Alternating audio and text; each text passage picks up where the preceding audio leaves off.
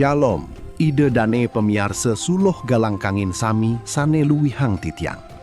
Bagia pisan iraga dauh semenge puniki preside mapupul malih ring channel druene sami. Ingiring ulengang pekayun miragi yang piteket suci saking sabda idene dauh semeng puniki. Murde dharma wacana ini dauh semeng puniki inggih punika ngaturang angayu bagia ring sajeroning saluiring kewentenan. Pikobet punika sampun sinah rauh ring angge sarire iraga. Antuk pangrasa sane ketah wantah kesepian utawi merasa katilarin oleh ide sang aji.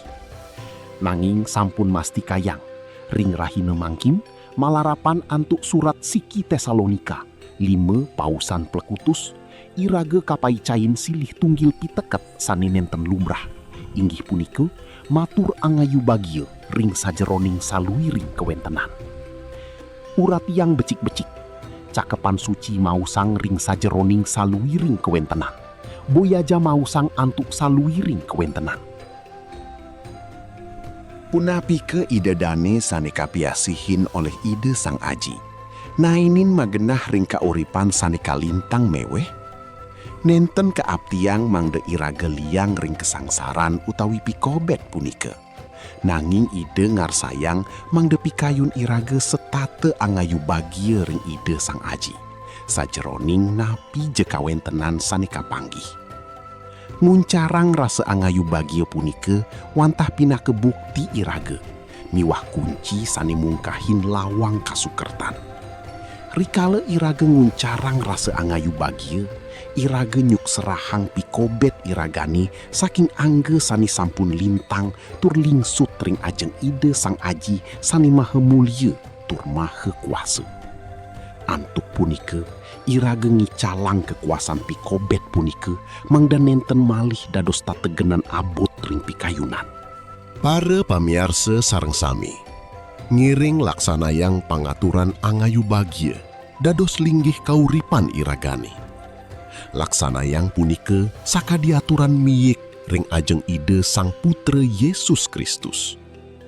Napi jekawentenan sane meweh sane karepin ring rahinane mangkin. Elingang mungguing ide sang yang Yesus nenten nainin nilarin iraga peraragan. Ide setate makarya ring sajeroning kawentenan. Mangdening capang saluiring kabecikan ring pakaryan iragane sami. Ngiring mangkin sineb antuk pangastawe. Duh, Ratu Sang Putra Yesus Kristus, matur suksme antuk sabden idane ring rahinane mangkin.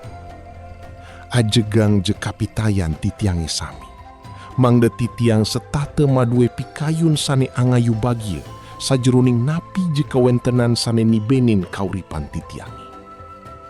Icenin titiang sarang sami sutrepti rahayu sane ngungkulin sakancan pangrasa sajeroning titiang ngastiti bakti tur ngaturang panyuksma ring parab ide sang yang Yesus titiang ngastawe.